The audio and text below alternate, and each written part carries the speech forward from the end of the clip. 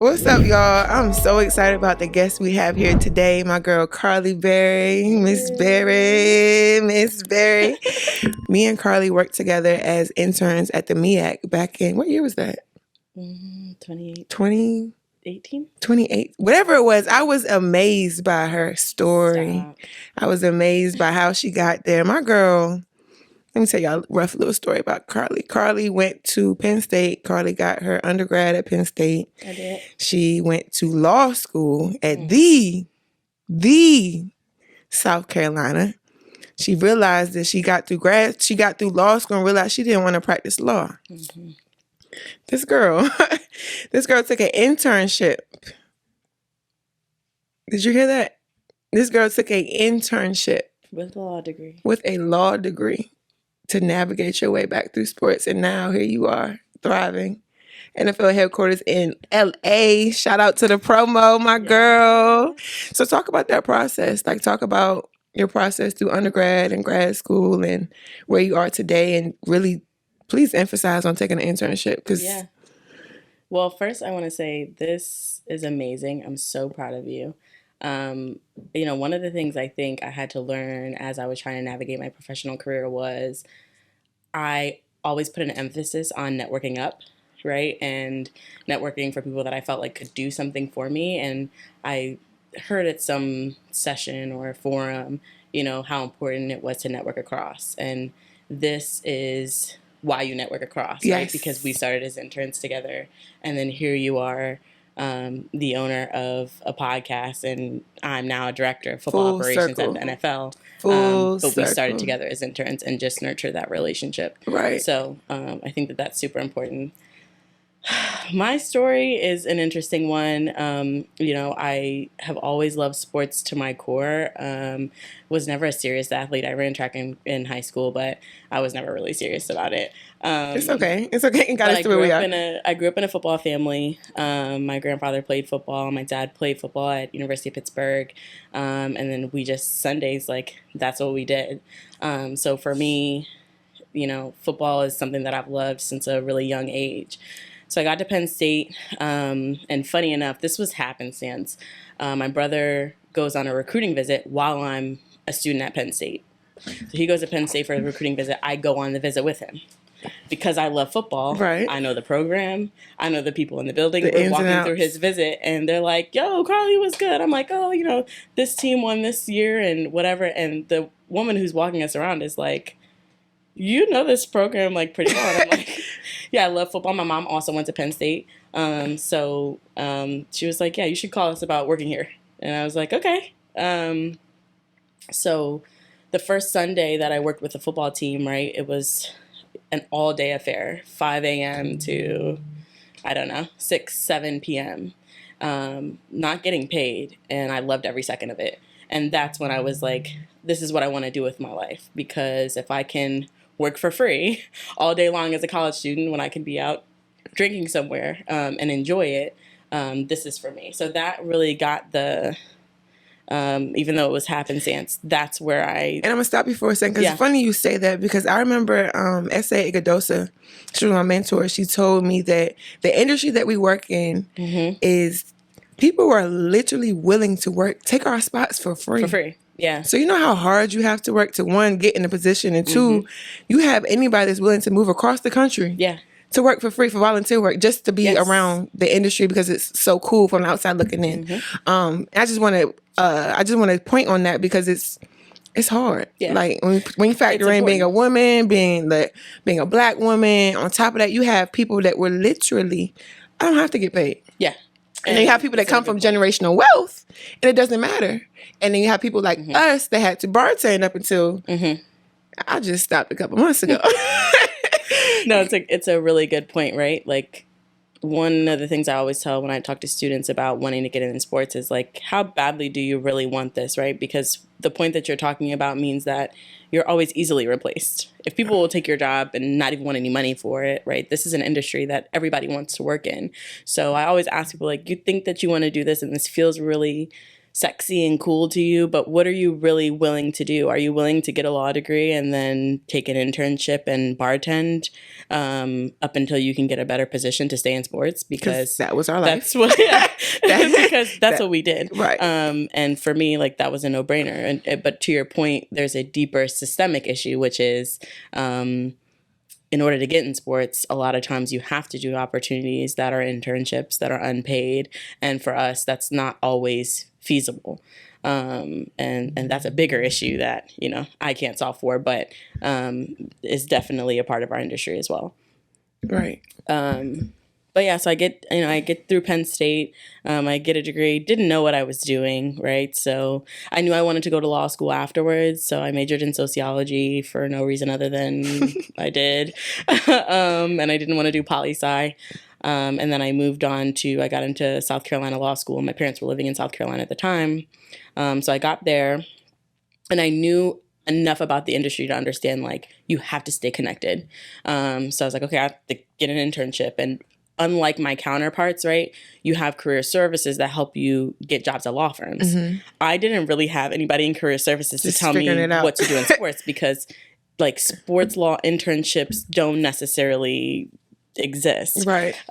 So I just started emailing people in the athletics department. I pulled up the athletics directory and I emailed a bunch of different departments like, hey, I have this experience. I'm looking to intern. And the compliance department reached back out to me and was like, yeah, come through for an interview. So how many emails did you send to get that one? Yes. Oh, how many people did you reach out to? How many departments there are in an athletics department, but maybe at least 10. I kind of just literally casted a wide net. I didn't really know what I wanted to do, but I understood that sports was, even at this age, which I was 22, I knew it was a relationship industry. So I knew if I don't keep meeting people and I don't keep sports on my resume, I'm going to have a really hard time staying in it. And there's a gem in that. Apply for everything, kids. Yeah. Apply for everything. If you don't get it, sometimes you're going to meet somebody that knows somebody. You're going to network. You're going to meet a connection. You get a yes.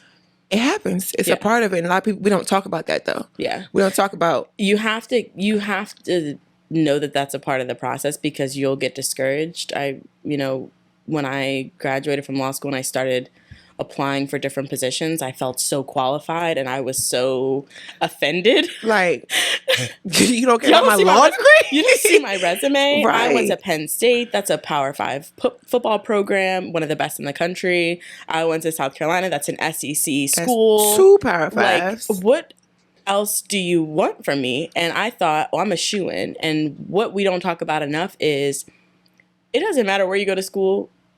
When you are applying for a job, they want experience too.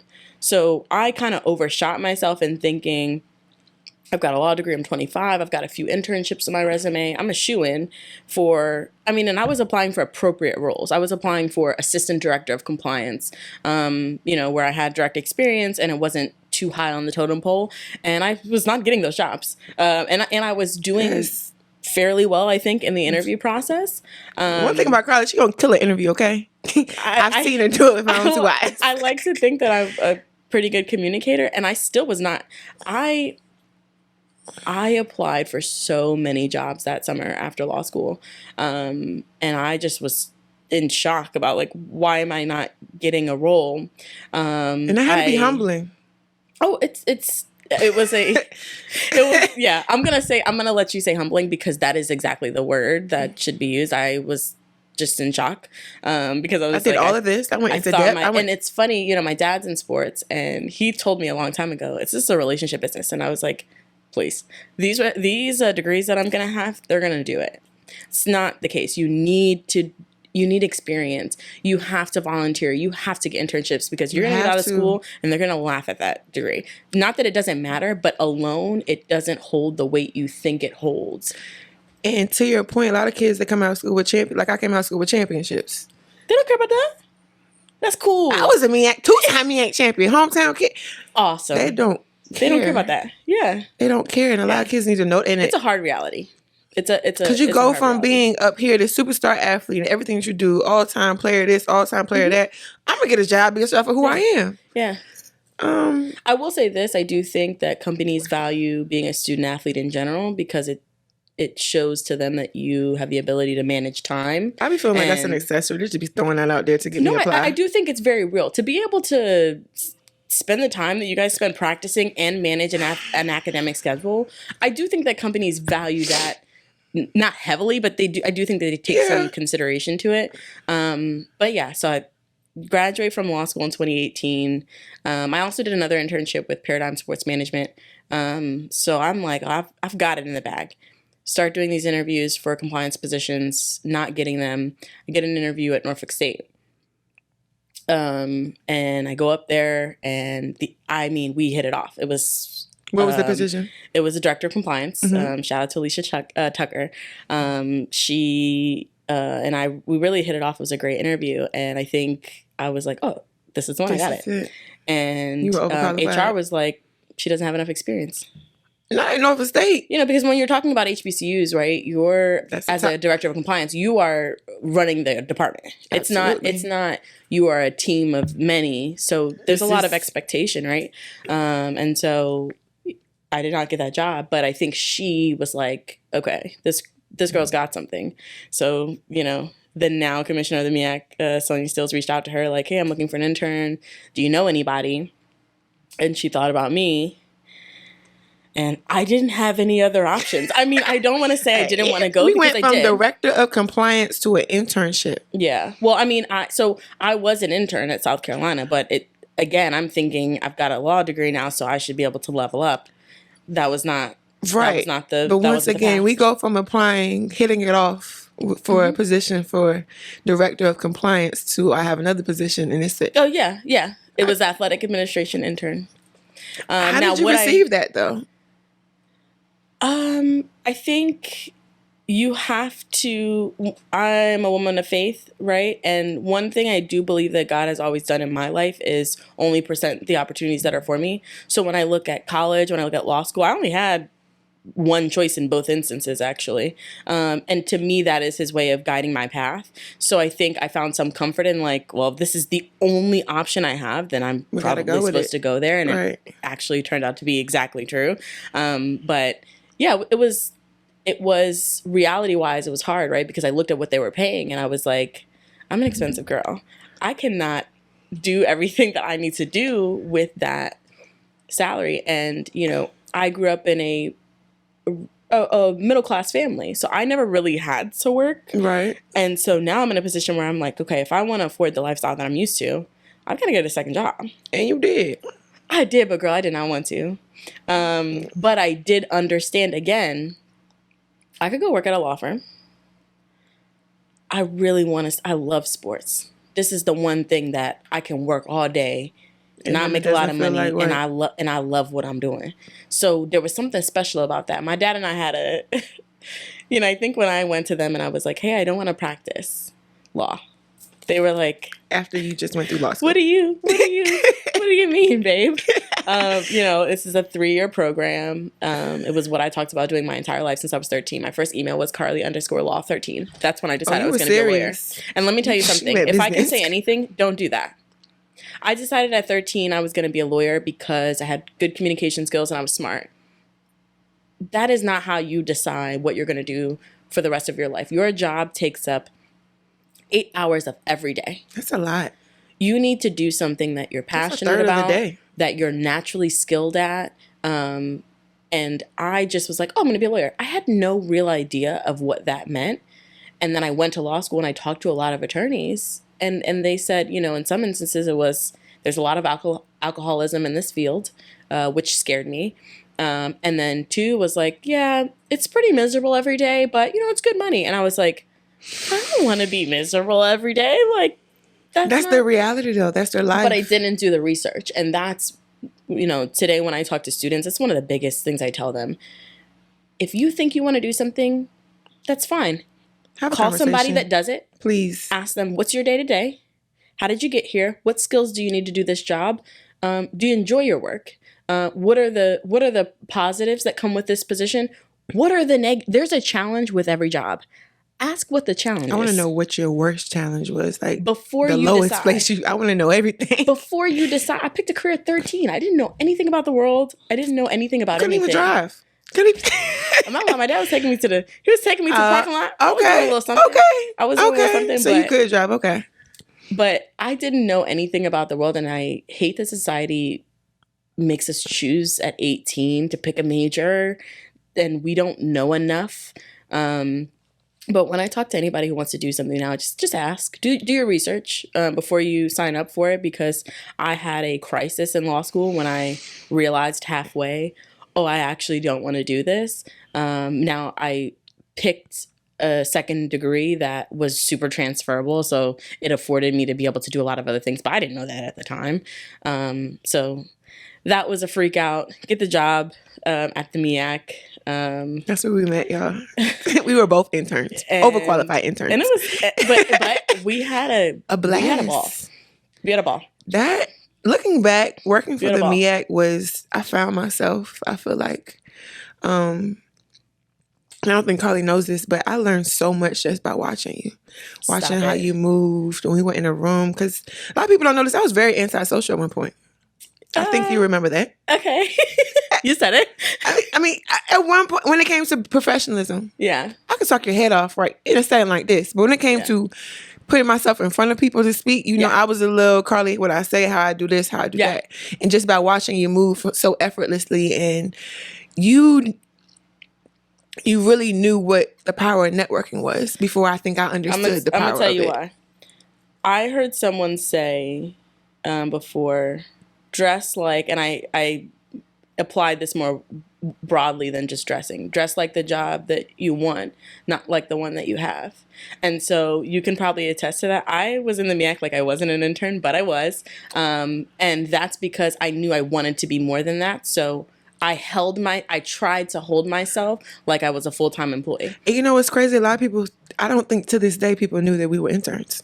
Yeah, some people did not. I don't think they thought that we were full time because we were running it like it would, like we were. Because, like you said, this is where I want to be. This is where I want to go. And that mindset, approaching whatever you do in life, if you know where you're trying to go, you have to go for it. Yeah, you got to go for it. Make sure that you're aligning yourself to prepare for what you're asking for. Yeah, and like I said, the MEAC, watching you move into these rooms, and we did a whole lot of networking together, planning a lot of this stuff. And Karley, once again, this is also a law graduate, so I'm behind a little bit at this point. But the way that you move, together. We learned a lot, and I learned a lot from you specifically. Yeah. Because where did we go? Super Bowl. Yeah.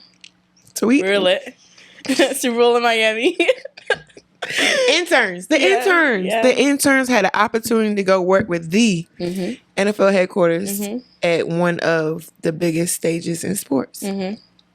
Karley walked into that room like she was supposed to be there. Yeah, because I wanted to be. Because you were. Yeah, and I wanted to be there. And watching how you move, where were we at? The NFL house? We were at the NFL house, walking in, people greeting you with champagne, wine. Give me a ticket. give me your bag. Take your jacket. Our first meal was lobster, and we were doing it. Yeah, we were. So after that, it's like when I'm applying for internships and other jobs. Yeah, it's at the bar. I gotta get back to that. Yeah, and that was, I think, was a huge eye opener for myself, because at that point I didn't necessarily know that I could be in those rooms. I didn't necessarily know what it took to get in those rooms. And when you see all these people move, everybody look just like me. Yeah, yeah. There's a good. I will say, football operations, and Troy Vincent specifically has done a great job of this. Like, there's a good bit of us at the NFL in that department. And for me, that experience that you're talking about was really important for me to know, like, I can make it. I can do that. I'm seeing other people that look like me, younger than us, that are killing it. I deserve to be there, and kind of that's when I started my quest of like, I'm gonna work there. Leaving that experience, you couldn't tell me I wasn't getting back to the league. Like that, I have to get back here. I don't know how, I don't know when. Yeah, but I have to get back in these rooms, and I also feel like we were spoiled at the MEAC too. Yeah, no, we had our way. It's just more shout outs. I'm sorry, but Commissioner Thomas and then Commissioner Stills Took very good care of us. Invaluable to work under people who genuinely care about your growth and development.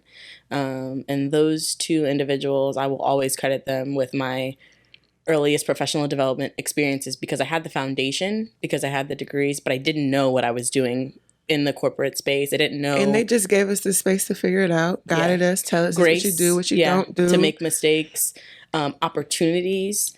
One of the things that I always tell people that I was blessed to work at an HBCU conference office was I needed a lot of different experience.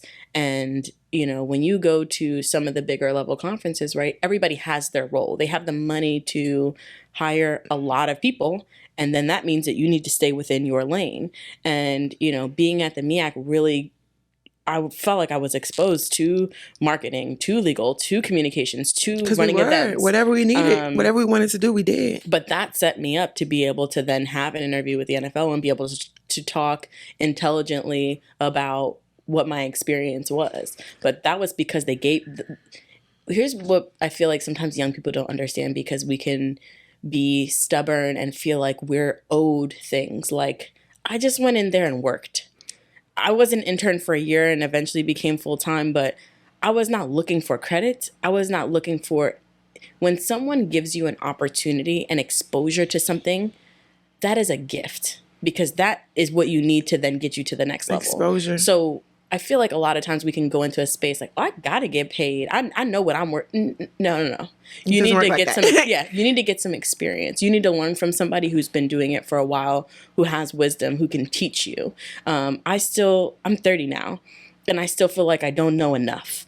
And I'm gonna take that attitude moving forward of like, I need to learn from the people that have come before me, that have more experience than me, that can teach me something. Right. But we so often are so ready to move to the next thing and be the boss and everything else like that, that we're not. You gotta focus on what's in front of you, right? Yeah. You gotta focus on what's in front of you. Yeah. And like you said, shout out to Dr. Thomas and Commissioner Stills. Yeah. Like you said, the experience we had was just... It was invaluable. I started as a marketing and multimedia intern. But whatever I wanted to touch, I could touch. They let you do. That's a gift. If I wanted to answer the phone for the commissioner, if I wanted to work with compliance this week, I hated compliance, by the way. Yeah. If I wanted to be over the media relations, I hated media relations. If you wanted to be in meetings that probably we shouldn't have even been in, they let me lead them. Yeah. They let me lead them, and those skills that I learned in that office, in that building, and everybody there, everybody had the open door policy. I can come knock on. That's really important. The commissioner of an entire Division I conference. Yeah. A well-seasoned commissioner at that. Yeah. Can I holler at you real quick? Come on in. Yeah. You don't get those type of experiences everywhere. And you know the one thing that always sticks to me that I learned from Dr. Thomas? You've heard this before. Always be professional. Even when they're not professional, stay professional. Yeah, those are that one I remember. And then he would always say, you are what your work says you are. And I mean, he used to say it with a stern face. You're going to feel it. You are going to feel it. But that alone, like you said, that experience at the MEAC was invaluable. Because when I talk to other kids and I talk about my experience, it's like, well, you did all of that? And it was really because I chose to do it. It's not because I was appointed to that. Yeah, and they gave you the opportunity, which everybody does not. Like a lot of people stay in this box. This is what you're here for. This is what I pay for. But stay here. Like you to do. And that grew from, I know my time at the MEAC, I started with marketing, started multimedia. Then I came back a second time. Then I was corporate sponsorships and multimedia. Absolutely. Came back a third time. And these are key, like, not to make small of it, these are key essential business functions that you're getting exposure to. Yes. When you talk about corporate partnerships, when you talk about marketing, like, and these run the business. I didn't realize it at the time, though, how important those things were. Yeah. And then when I came back the third time, it's head of intern, so now I'm getting manager experience. Yeah. So all of those things played into where I am today. And I just remember when we came back from the MEAC, when we came back from the NFL, Karley was headstrong on getting back to the league. I sure was. Yeah. You I started a campaign. Her anything. Yeah. And I'm just watching you just go after it. Like, she don't care. Yeah. She here from 9 to 5. Yeah. Yeah. So that's what I would say is like the last leg of the journey of really trying. we had that experience. I think it was 2018. It was either 2018 or No, 2019. it was 2020 because we were right before COVID. I was already...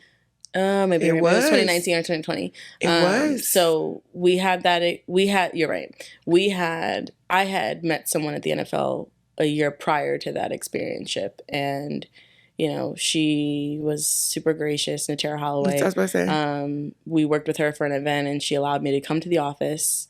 I told her, I said, look, I got this law degree. I got this. I said, should I go back to school? She's like, girl, you've got enough degrees. Like, relax. And I was like, but I don't know what I want to do. And I realized why the experience she gave me was so valuable, because she showed me what was available. So she gave me an opportunity to come to the league office in New York. She said, I'll set up meetings for you. She set up meetings with me, for me in like 10 different departments. Go in there and just talk to them about what they do. Consumer products, football operations, pipeline development. Go ask them what they do and see if anything resonates for you. And I don't know that I left like being sure about what I wanted to do, but it did show me, there's a lot of avenues here. And again, it was an opportunity to like see myself in the space. So, I was talking to her. We had done the HBCU Careers in Football Forum. I met people through that. And this is where I go back to the point of like, what do you really want to get to where you think you want to go? Because I think people look at me now like, oh yeah, you got to the NFL, like that just made sense for you. No.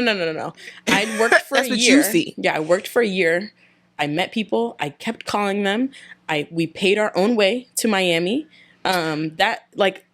Yes, you sports, did. it's not just a thing that you just... And people don't see that. Yeah, you don't just hop into an opportunity like the one that I'm in now.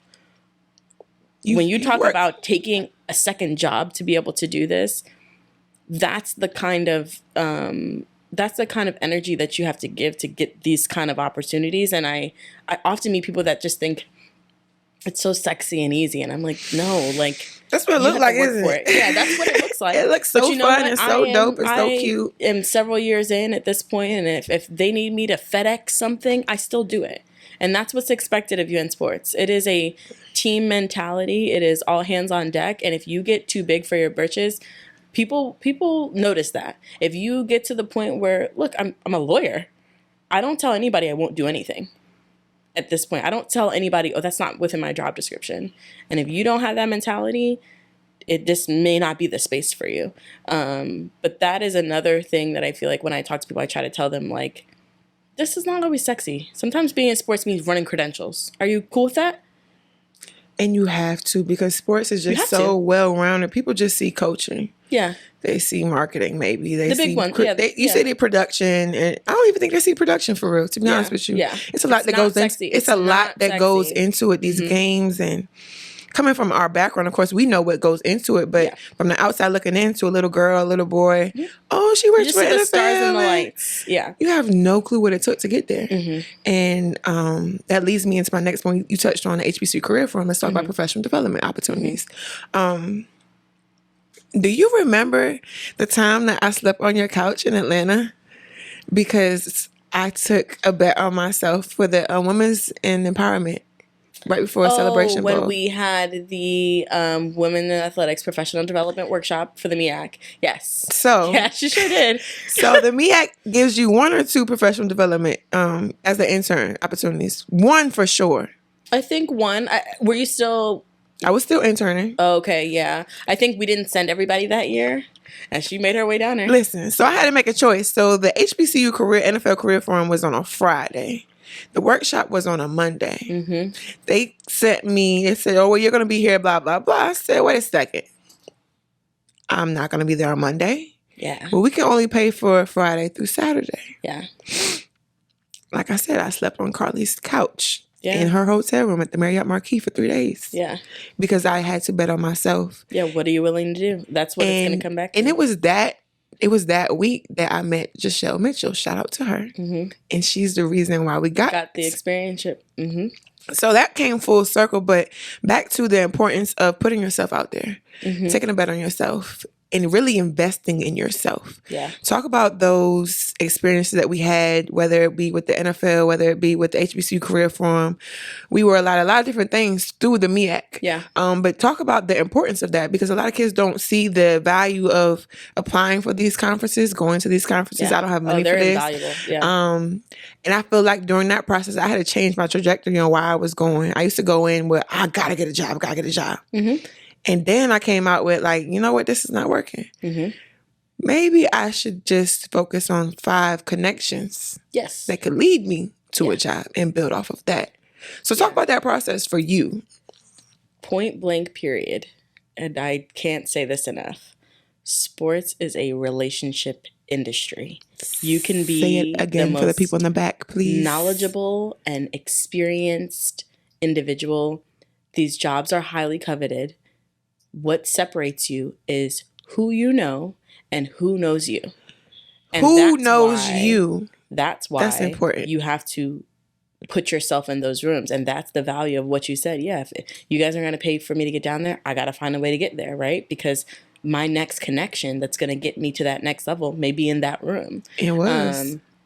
For me, you know, professional development forums and seminars, I can always think back to them and think of like at least one really good nugget of information or connection that I made that eventually got me to this point. Every last one of them. I remember, this is funny because I don't even think I understood what it was. I went to this sports, I think it was a women in sports thing that Turner Sports did.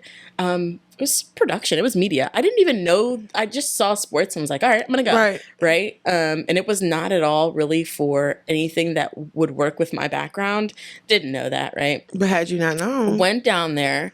I think one of the key speakers was, I think her name is Melissa Proctor, who was the chief marketing officer at the Atlanta Hawks. And, you know, I told her I was really struggling with like, I don't know what I want to do.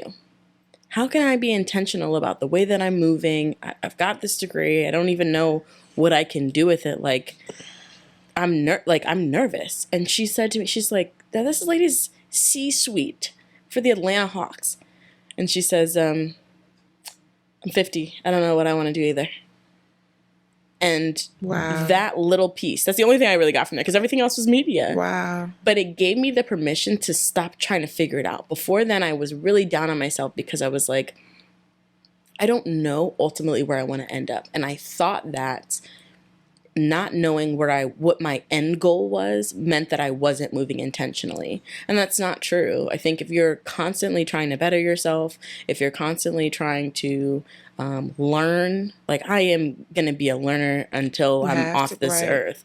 If you're constantly trying to develop your skills, the opportunities will come. And then you can assess at that time, does it work for you or does it not work for you? But for a long time, I thought, because I don't know where I'm headed, I'm not doing enough. And that just wasn't true. You work hard, you put yourself out there, you make connections, you continue to try to grow. And then when you've done that and the opportunity presents itself, then you take it. But I didn't know that at the time. And for that day that I was there, if that was the only thing I took away, it was so worth it because my entire attitude toward looking for a job changed. The rest of it was just information about what jobs were out there, connections that, eventually led me to getting a job. Right. But again, this space, everybody wants to work in sports. Everybody wants to do it. So if you're not willing to do the extra work, here's the other thing that I remember a turning point in my journey, because my mindset shifted in the right direction. So for me, right, I'm like, okay, went to Penn State, got a law degree, I've got 5 years of work experience on my resume. I'm lit. Like I can get the opportunities I want, right? Heavy. And I shifted my thought process to, if you also have a great background, then you can beat me out for the job. I was always looking at what I had done, and I was like, oh, I've done it. So whatever it is, I'm going to get it. Well, it's not that simple, right? Because if I go and I'm up against you and you've got 7 years of experience, guess what? You might win. So I could be great and I can interview perfectly and I can do all of these things, but there are other variables and I didn't really understand that at first. I just thought, oh, I'm smart and I can interview well, so I'm going to get the job. Well, there's also a such thing as fit, which I didn't understand.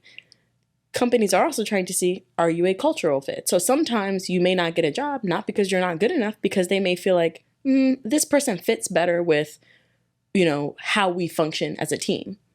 I didn't even know that that was a thing. I thought it was just like, if you're smart, you get a job. Well, no, that's... You don't know what you don't know. Right. No. So as a young person, the forums and the experiences helped me understand, this business and how it runs and how I could be strategic about trying to get a job in it. I also remember, I think our first Careers in Football forum, someone from HR at one of the NFL clubs said, a lot of you think you're going to start at the NFL, and that's not very realistic. At all. If you really want to be in sports, why don't you try CFL, XFL, a minor league team? Get the experience that's going to then prepare you for this opportunity. So many times we don't have that. We just feel, I'm very qualified. Again, it's an experience game. So it's not just about how... It's so much that goes into this. It's so much that goes into it. You gotta be strategic. You have to be. And where do you think that... I know you came from a sports family. Your dad poured into you. Your mom poured into you. Always around sports. But where do you think that mindset came from? Like, one thing about you, I know that you maximize every opportunity that was in front of you. I do. I don't care if it was a conversation with somebody coming through the door to meet Dr. Thomas. Yeah. You maximize all of that. So where did that mindset come from? Because I know I got it from you. Like now, everybody that I meet, I don't care if we're in a grocery store, I don't care if it's in passing. Yeah, I'm going to take advantage of it because I don't know who you're connected to, and I may need you. You know what I genuinely feel? It's kind of like a fake it till you make it. There are a lot of rooms I've walked in with a lot of confidence, and inside I was like, I do not know what the heck I'm talking about. They don't have a clue. But back to my first experience at the NFL, I remember saying to Natera, like, what more do I need to do? And she was just like, any position here, you can learn. And I needed to hear that from somebody. Like, you don't just walk in. I think that's the other thing, too. We think... And there are some fields where that is the case, where you have to come in with a wealth of knowledge, and that is... But a lot of times you just walk in and you just learn. They were trained. You walk in and you figure it out as you go. But I didn't know that. And once I gave myself permission to be like, you could figure it out. You may not know it, but you can figure it out. You gotta... I don't know, like... If I was a man, I would have played football. Like, I'm tough. If you really if you want to know where some like that comes from, I'm tough. So you can't. I didn't grow up like, oh, there's not a lot of women in sports. I don't care who's in sports. I like sports, so I want to be in it. It's a boys' club. Nobody cares. Okay, so let's do that. I never. There's not a lot. It's not a ton of representation. Right. Okay, I'll be the one. Speak to the women that may struggle with working in a male-dominated field, the insecurities that come with that, and they're okay. But when you choose to work in this field, nobody else cares about those insecurities. Absolutely. And to your point, it's a whole bunch of men. Yeah. It's from players to coaches, from admins to commissioners to wherever you work. Majority of the time, and I'm sure you can agree that every room that I've walked in, I've been the youngest. I've been the only woman. I've been the only black woman. Triple minority. So talk about walking into those rooms and walking in with confidence, because at the end of the day, confidence is very important. To be a woman in this space, you have to have confidence. Absolutely. And when you don't have it, pretend that you have it. Because they're going to eat you up. They see it. But I think the key really is... know what you bring to the table. And for me personally, I'm not giving this as general advice. Like, you just can't be so sensitive. This is what I want, and what you think of me, if I know what I can do and I know what I can bring, that's my focus, right? And, the barriers are just things to get through. But I do think, it's not... The balance isn't leveled now. It's not like it's completely great for us. But I do think, like, as women, we're strong and we're smart and we're thorough. Like, there are things that we can do and we can bring that I personally think are natural to us that aren't necessarily natural to men. So I feel like what I do is I lean into what my strengths are, and I don't try to be, one of them. I don't try to act like I know more about something that I don't. That's another key. I feel like sometimes people try to, play it like they're more knowledgeable on a subject than they are. People will figure it out. They do see it, and you lose a little bit of credibility that way. So a little or a lot, depending on where you are. A little or a lot, depending on where you are. So for me, I this has come more recently, but I feel strongly about, like, if I don't know something, I'll figure it out. I'll look it up. I don't feel like I have to prove myself all the time. I just try to stay strong in who I am. But women, we have a lot to bring to the table. There are things that we are naturally really good at that businesses need. So whether they feel that or not, that's not my concern. I feel like I know that, and I want to be one of the people that's in the room. So, I think it's, every job comes with challenges, and, there hopefully are some positives depending on where you work. And for me, that's just not a challenge I wanted to care that much about. Yeah, because it's something that's going to be regardless. And it's a male sport. Right. And ladies, you have to understand that when you get into this industry, this is what it is. It's no room that you're going to walk in that it may be 10 men. It may be 15 men. It may be 30 men. Not to mention if you're on a football staff. You have 100+ men. And understand that it's nothing that floats on this earth that floats without the touch of a woman. Yeah. We bring something special. We bring something else. And now, like you said, I feel like society is starting to realize that you have to have a woman on your team for some reason. You have to, whether it be to connect to the men and their emotions, whether it be to cook, whether it be to organize, whether it be to be the communicator. And those are all traits that we have naturally that we have to learn how to navigate through these systems with, because like you said, these are things that just come with being a woman. Yeah. There's no man that can nurture the same way that I'm gonna be able to nurture another man when he's at his lowest phase. Yeah. And in sports, I feel like we have to understand that and walk in that unapologetically. Yeah. Yeah. And I'm not even trying to be like overly feminine. It's like, this is a business, right? It is proven that when you have diversity amongst your team, whether that's in race or, with gender, your team is better off for it. And what's the reason? Because different people, women, people of different races, bring different experience. They bring different thought. Culture. And when you talk about what makes a team the best team it can be, it is collaborative and diverse level of thought. It is not everybody in the room who already thinks the same, spewing out the same ideas. So that's why, like, there's just value in what we bring. For whatever reason, our experiences, the way that we think is different, and there's value in it. And I don't wait for other people to tell me what my value is. I just know it, and I try to walk in it. And again, sometimes I don't always feel it. Like, sometimes I'm nervous. And I never come off nervous. But there are times where I'm like, shoot, I feel like I don't know this that well. But if you don't walk in a room and act like you know what you're doing, like you said, in this industry, you're going to get eaten alive. They're going to see it. They're going to feel it. All of that. You're going to get eaten alive. And I'm going to quote Essay one more time. That's my girl. Essay, she said on I Am an Athlete podcast, to be a Black woman in sport, you literally have to have an imagination. Yeah. Because there's no one that's doing what we want to do, or in spaces like we're still paving the way. Yeah. We're still carving the way. We're still, look at the statistics. Yeah. When it comes to women in sport, when it comes to Black women in sport. Yeah. They're still not letting us in. It's 2023. Well, we're making progress. I don't know it's as fast as what we'd like to see, but I definitely think I work with some and have learned from some really incredible women that show me what the value of us being in the space is, whether, a man sees it or doesn't.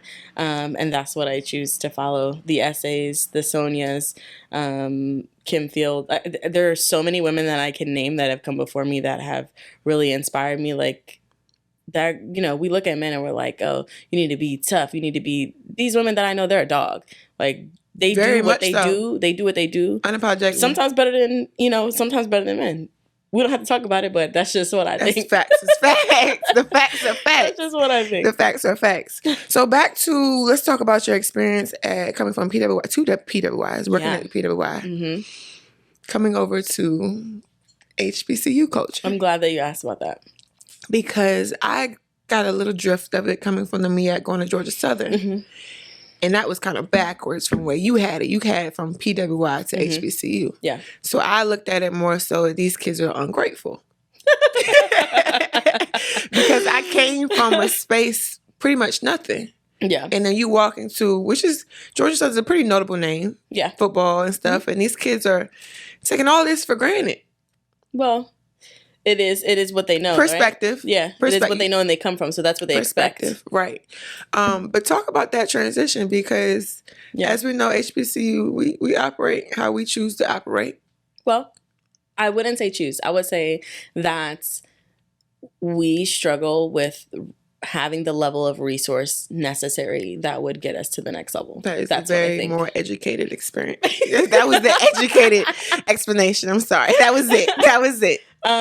You know, it's interesting because actually my research paper that I did in law school to graduate was about the differences between PWIs and HBCUs. And one of the hallmark differences for Black students is supposed to be, and I'm not going to say it exactly how I read it at the time because I honestly don't remember, but the point was that we socially have such an amazing experience that we walk away with a level of confidence that we don't necessarily get the same at a PWI.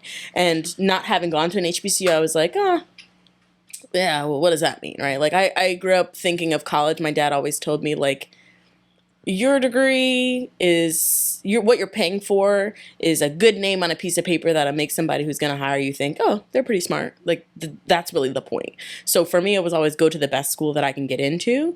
And I will say from a resource standpoint, it's a stark difference. You know, PWIs, they have more money to do more things and you can feel the difference. The facilities, literally. It's funny, my best friend went to Lincoln her first year and I went to visit and I was like, just from a facility standpoint, like seeing where she lived versus where I lived, their athletic facilities versus ours. Night and day. I was like, wow, okay, this is really different, right? And you know, but it is not for it is not because we don't want more. It's because, you know, the financial investment has to be there. Now, coming from that perspective and having such a great... Get it together, sis. Having such a great academic experience at both of the PWIs that I went to, going to the MEAC made me get the point that I researched about the value of HBCUs because my confidence as a professional came from the MEAC. I had the degrees and I had a great education from the PWIs that I went to, but the people who empowered me to feel like I could do anything was Dr. Thomas and Sonia Stills. I understood it in a way that I never got it. I was fine with not going to an HBCU. It didn't mean a lot to me. My best friend from law school, Daniel, he went to Howard. His dad went to Howard, had a lot of HBCU pride. I was like, cool. I mean, it didn't mean anything to me. But working at an HBCU conference office that cared about me and was invested in me changed me in a way that I didn't know I needed. And I'm thankful for that because I don't know that I saw the value. Like, you know, when HBCU started, it was because we literally couldn't go to white schools. Right. But, you know, we've come very far from that. So to me, it's like, well, kind of what does it matter? But now I see like the empowerment that we as Black people get from seeing and learning from Black teachers, from the culture being our culture there. It's invaluable. And I'm thankful to have ended up at the MEAC to be able to appreciate that in a way that I couldn't before I went there. I'm so glad you said that because I do agree that a lot of my confidence came from playing at a HBCU, going to a HBCU, working for the MEAC, because like you said, every room that I walked in, I wasn't the only I might have had green hair, yellow hair, red hair, whatever the color was at the time, but I wasn't the only black girl. So the things that I would have had to face at a PWI versus being in a room full of white people. Sure. And being the only black person. It's hard. It is. But coming from an HBCU and coming from the MEAC, can nobody tell me nothing because I done did it already. And they embraced it. And my first headshot, you remember my hair color was blue. Blue, child. Blue. My first headshot, my professional headshot picture was blue on the MEAC website. Yeah. And they loved it. Child. They loved it, but that experience alone was just like, yo, it doesn't really matter what I look like. They give you the room to be yourself. I will say, like, the rest of the world won't always do that, and that's why what you're doing now is so cool, right? Like, you're the boss of this, so realistically, you can come up in here looking however way you want. I think what we have to understand is you're in a position to do that. We aren't always in that position. So for me, I'll give you an example. When I started my interviews I had my nose pierced. I love my nose piercing. I look very cute with my nose pierced. You do. And when I went to the NFL and I did my first interview, I took it out. And I understood that's not going to fly here. Every day I wish I could have it back. But that just wasn't the environment. And I think sometimes we go into things thinking like, I'm going to be unapologetically me and I'm going to be authentic. And some places you can do that, right? Because like I said, where you're at now, you could come in here looking however you want because you're the boss of this. But we have to understand that as black people, we can always be authentically us, but don't get a job somewhere if you're not a cultural fit, if you plan to still be that way. Right. Sometimes you've got to acclimate a little bit, and it's not selling out. It's just adjusting to your environment. Fitting in the room. That's all. Yeah, and I feel that we as black people, black women, we want to do whatever we want to do. Yeah, it doesn't work that way. Not in business, not when you don't own it. When you own it, you can do it. That's the key. Entrepreneurship. That's the key. And I feel that I've always known that I knew I wasn't going to work for nobody. It just won't work out. I'm not going to lie. You never really had the personality for it. This, to me, makes so much more sense for you. I was not a fan of being told what to do, being told what to look like. Yeah. Look, acquiescing is hard. What did I just say? I want it back every day. I still think I would look great with it, but it's just not where I'm at. But yeah, it's a sacrifice. And because I knew that I would never work for anybody, I purposely ran it up on the corporate side. Sure. Like, I'm going to take all these internships. I'm going to take a graduate assistantship. I'm going to do the same thing you did. Yeah. But I did it with a different intention. Yeah. I did it to take everything that I learned to put it pursue in my self. own. Yeah. Right? But I've always known that. Like, knowing how I dress, knowing how I look, knowing what I like about myself, my hair. Everybody knows I'm going to express myself through my hair may be a different color tomorrow. Yeah. That's just who I am. Yeah. But like you said, had I still been or made it to the league where I wanted to go, my hair might have been black or brown. And I'll say this too, being an entrepreneur is not for everyone. It is not. My dad coming up in corporate culture was like, yeah, I got to work for myself because I don't want to deal with all this. Me personally, I'm not going to lie. I don't know that I have aspirations. I understand. And that's okay. I understand what it means to run a business yourself. And I know that it starts and stops with you and the weight on your shoulders. I don't know that and I may change my mind. Self-awareness. I don't know that I ever will want that. It's fine for everybody to choose their own lane and what works for them. And like I said, for you, naturally, being a business owner, to me, makes sense. Just having known you for so many years, like, if it's your personality. Me, I can acquiesce a little bit. I don't always want to, but I can do it. If you wanted to. But like you said, you know what you want, and that's all that matters. It's not about anybody else. Yeah. This has been a juicy convo. Oh my goodness. I hope somebody learned something. Yes. And let's leading on to our athletes. Yeah. What advice could you give, whether current athlete, professional athlete? Because people think that student athletes and professional athletes, I see them in the same picture. Sure. Because when it comes to adjusting to life after, it's really hard. It's pretty much the same process. Because you think about a 45-year-old that's been playing in the league for 20 years. Yeah. He never experienced life without a ball. Where versus me coming out 4 years or 20-something years, it's the same adjustment. Well, because it's still the span of your life, right? Right. And maybe your span is shorter. I've always said if I was going to get a PhD, I'd want to study this, the mental health effects of when a person who's been an athlete their whole life stops playing it.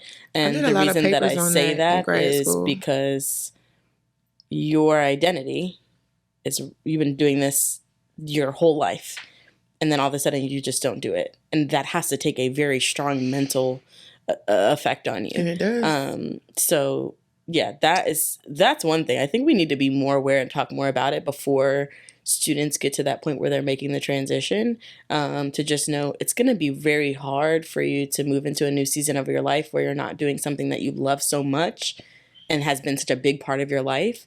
That's first and foremost. Like, your life is going to change in a way that drastically, like that, and it's going to be hard. And I think mentally, men don't always anticipate it, and then they get out of school and they're going through this really hard and sometimes depressing time. But it actually makes a lot of sense.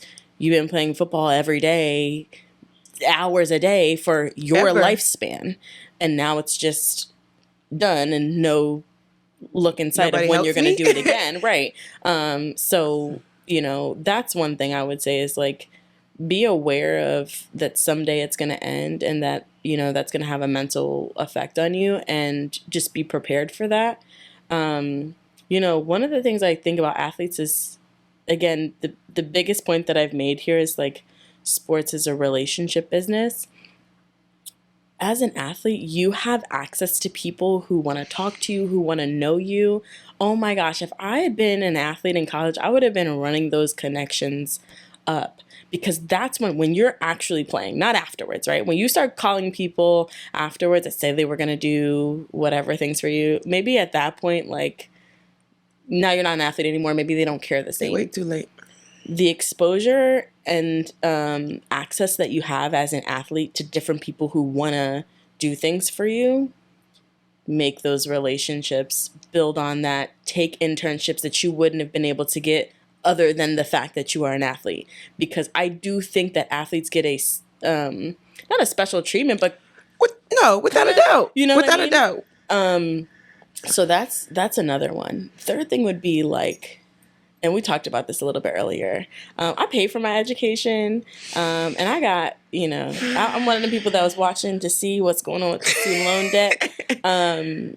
Look, man, if you can play football for 5 years and get 2 degrees out of that, please do that. Milk the hell out of it. Please go get your undergraduate degree, 2 degrees, because you have to take summer classes. That's another benefit. Now with COVID years, they're getting 3 degrees.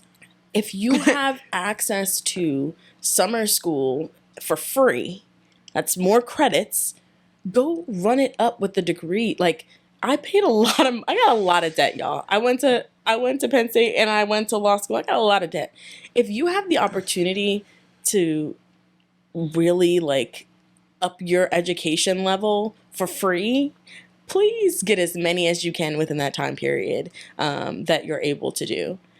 And I think the last thing would probably be just to understand, and I think it's hard within our community because a lot of times when you come from, lower resource or lower socioeconomic backgrounds, we see, like, being a professional athlete is, like, the only way that you can get out. And there's just so many other opportunities. There are so many other, even just within my own business where I work, Black people that are in positions of power, and I'm talking, SVP, EVP, that didn't play sports or don't play sports, that get to do a very fun and fulfilling job because there are other things out there. I don't know that we all need to aspire to that. We say it's 1% of college athletes make it to the NFL. Be realistic with yourself. 1% is a really small percentage. And I meet a lot of guys who are like, oh, I'm definitely going to league. How could you if the percentage is right? I said I was going to league. Let's have our backup plan, right? Because when we're looking at the numbers, because what do they say? Numbers don't lie. 1% is a really small number, y'all. 1% is a really small number. Please stop putting your whole life up until when you finish school on, oh, I'm about to be a professional. The other thing, too, is the lifespan of an athlete. I think the average year in the NFL is 4 or 5 years. 4 or 5, yep. If you make decent money. People also think everybody is making tens of millions of dollars in the NFL. That's not always the case. Contracts are very different. Some guys are coming in, they're making, $500K in their time with the NFL. You got a lot of life left to live, so you're going to have to figure something else out. I think just learning about the business. Now, that's not always the case for I'm sure in the NBA, probably the percentage is even smaller of people who make it because those teams are smaller. Like, I would just say, there's just so much more that you can do, and you should start planning that path when you've got all these access and all these people who are on you and want to know what you got going on and want to look out for you. Use your status then. Now. Because once you get out, people don't care if you're not playing football anymore. And it happens ASAP. The minute you step down those graduation stairs, people don't care that you played anymore. No. The minute you end your season. Yeah. You know what? You're right. The minute that you're not that player anymore. I mean, I went to school with guys who quite literally ran the school. And they're just average Joes now. You have to be real with yourself that some of this comes to an end. And some of you will make it, and that'll be excellent. But even then, if you make it, start thinking through, what do I want to do with all my money? Because the money can go very fast. We're living in a time where $1 million, I feel like you could spend in a year. So you got to be... And everybody's a millionaire these days, actually. You have to be in a space where financially, okay, I'm coming into some money. I'm going to get a financial advisor. I'm going to let them, people like Jalen Hurts, how they've chosen to, I'm not about to act like I got all this money. And he does have it, right? Being smart when you do get the opportunity, don't run it up like you're Shaquille O'Neal with, however many millions of dollars. Right. Live frugally as if it could all be gone tomorrow. Because it can. Yeah. Because it can. And finally... the topic of the podcast is sport exposure. And, sport exposure is something I hold near and dear to my heart because coming up as an athlete, it was a lot of stuff that I did not agree with. And I had no problem telling you. Sure. That I didn't agree with. Yeah. And me working and learning on both sides of the ball. So I'm learning the accuracy of it. I'm dealing with what I'm told is the accuracy of it. Sure. And I'm working on another accuracy, right? Yeah. So when it comes to sport exposure can be good, exposure can be bad. When it comes to exposing anything that Karley Berry wants to expose about sports, whether the industry, the walk, the professionalism, it could be something about yourself. What do you want to expose about sports? This is a good question. Because it's a lot we don't know. Yeah. I mean, I hate to do it, but I think I have to go back to the main point. I think what you need to know if you really want to be in this industry is that it's a relationship business, and you have to ask yourself, what am I willing to do? I have been in 3 states in the last 3 years because there were opportunities and I wanted to take them. I recently, 6 months ago, moved across the country because I had no plans of doing that, right? Sometimes to move up quick as a young person, that's what you have to do. You gotta take. Are you willing to do that? If you're not, that's fine. Me, I'm trying to be somebody's VP in the next however long. And you will because of the actions you're taking now. Like you said, for your age and in the industry, you're still very young. Yeah. You have a lot of experience, but you're still very young. But a lot of people at your age, they're not going to take that opportunity. Which is okay. But maybe sport is not for you. And that's all I would say is that you have to understand, you open up your possibilities when you expand it beyond your market. If all you're open to is granted, I had an advantage, right? I moved a lot growing up, so moving to me is not a big deal. I understand that if you've grown up in one place your whole life, yes, it is difficult. But again, that's why I say, ask yourself, what are you willing to do? Because if a team calls you in Texas and they have a great job for you and you're not willing to go, then maybe you shouldn't pursue sports. Right. Maybe you should pursue an industry where if you want to be in banking, I can tell you wherever you live, there's tons of banking opportunities. That's not how sports works. There's not just a ton of opportunities just sitting in one market. Sometimes you got to go where it's available. And I think that's one thing when I meet people, I never turn down conversations. I always say that I'm willing to talk to people because I only got here because of the people that were willing to talk to me. But that's one of the things I ask, like, let's not BS each other. What are you willing to do? If I can get you a job, but it's in Nebraska, will you go? Because if you won't go, then maybe we shouldn't do this. I'm not going to put my name on the line. Maybe we shouldn't do this. Because that's what it is. So that's what I would say. You got to build the relationships. I'm at a point in my career. I hope that my next job doesn't come because I applied for it. I'm hoping that it's somebody calls me and says, I have this great role. Will you come take it? And it will. And the money is crazy. And I'm like, I got you. And it will. And it will. It's crazy you said that because I think last year after I got my master's, I'm like, you know what? My next job. Yeah. At a point, if you're in sport, it should not be applying. And that approach was just like, I don't need a resume. Yeah. I mean, resumes are great, for sure. But, like, it's really just a piece of paper because my piece of paper could say I have an associate degree in marketing and I know Karley Berry. Yeah. And I just applied to be the director of football operations. Yeah. And because she knows me. It's relationship business. Sometimes, I think that there can be formalities and somebody's already been chosen because of a relationship. So that's why I said, I want to say something different, but that is the most important point that I can make is that, and I'll expand on it even a little bit more, the impression that you make on the people that you work with. Y'all, these people have to be your future references. I see people get in positions and they kind of haphazardly like, oh, this person don't like me. It don't matter. Yeah, I guess if they don't like you personally, it doesn't matter, but you have because to be it's a relationship business, you can't go around just pissing everybody off. You can't go around not caring what people think. I personally am not somebody who cares what people think. But professionally, there's value in me caring what other people think. So I do. That would be another. This thing about relationship, it goes very deep. It does. And if you're kind of like slacking off or you're not taking your job seriously, all I'd say is, before you even know you're considered for something, somebody may call your boss and say, hey, I want to tap so-and-so. What do you think about him? Well, if you haven't been working hard, your boss is going to be like,